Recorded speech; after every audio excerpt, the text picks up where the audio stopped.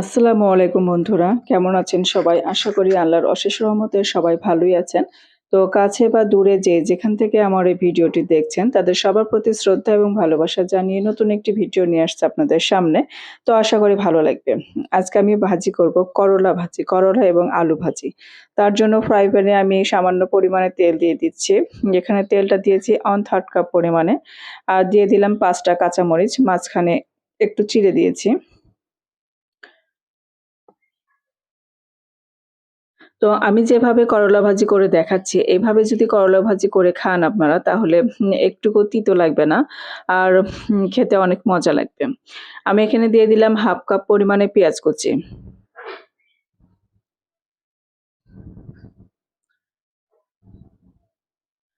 তিতা ছাড়া করলা ভাজি আজকে আপনাদেরকে আমি করে দেখাবো।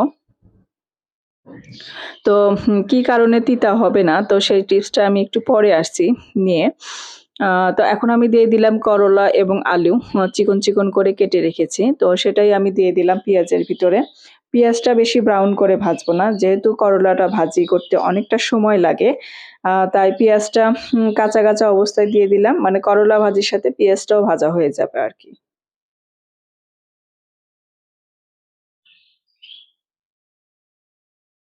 এখন আমি একে, একে দিয়ে দিচ্ছি গুঁড়া মসলাগুলো।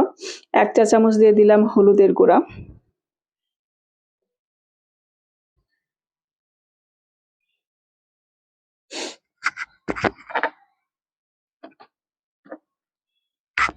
১ চা চামচ দিয়ে দিলাম লবণ।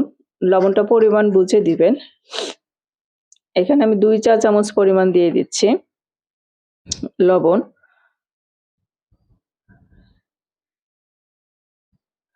এই যে দেখতে পাচ্ছেন আমার করলা ভাজিটা প্রায় হয়ে গেছে। 1/3 কাপ পরিমাণে তেল দিয়েছিলাম। তারপরও মনে হচ্ছে একটু শুকনা, শুকনা কেমন যেন খসখসে মনে হচ্ছে ভাজিটা। আর করলা ভাজি যদি খসখসে হয় তাহলে খেতে ভালো লাগবে না। তো আরেকটু তেল দিয়ে দিলাম। তো দেখতে পাচ্ছেন করলা ভাজিটা আমি একদম পুরো লাল, লাল করে ভেজে নামাবো।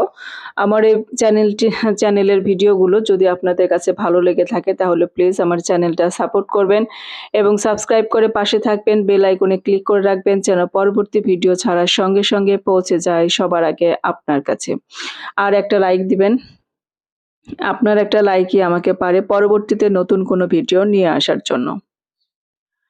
লাইক দিলে হয় কি আমাদের যারা আমরা ভিডিও তৈরি করি আপনাদের জন্য, আপনাদের ভালো লাগার জন্য। তো আমাদের মনে অনেক উৎসাহ জাগে। আর তিতো ছাড়া কিভাবে করলা ভাজি করবেন সেটা এখন এই টিপসটা আপনাদেরকে আমি দিব। তো আপনারা যদি করলা ভাজি করার সময় ঢেকে দেন, মানে ঢাকনা দিয়ে ঢেকে দেন তাহলে তিতো হবে। আর যদি ঢাকনা ছাড়া যদি করেন তাহলে তিতো হবে না। আর পেঁয়াজটা এখানে একটু বেশি পরিমাণে দেওয়ার চেষ্টা করবেন করলা ভাজিতে, তাহলে তিতো হবে না। এই ২ টা টিপস যদি আপনারা ফলো করেন তাহলে আপনাদের করলা ভাজি তিতা হবে না। পারফেক্ট এবং এত মজার হবে যে বারবার প্রতিদিনই খেতে চাবে। সবাই ভালো থাকবেন, সুস্থ থাকবেন। আল্লাহ হাফেজ।